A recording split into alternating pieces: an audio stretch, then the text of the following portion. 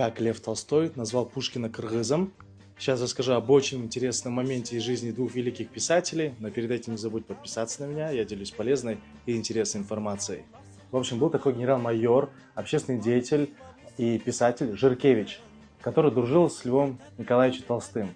И он оставил своим потомкам дневник, в которых писал воспоминания и записывал беседы с великим писателем. В одной из таких бесед, которая прошла в 1990 году, он сделал запись, где спрашивал у Льва Николаевича о Пушкине.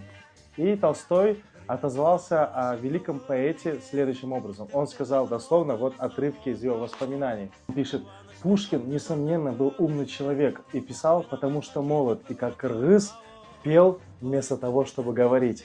Это говорит о том, что Лев Николаевич знал о великой традиции акынов, о певческой натуре степняков, горных культур кыргызов и казахов, которых в то время также называли кыргызами.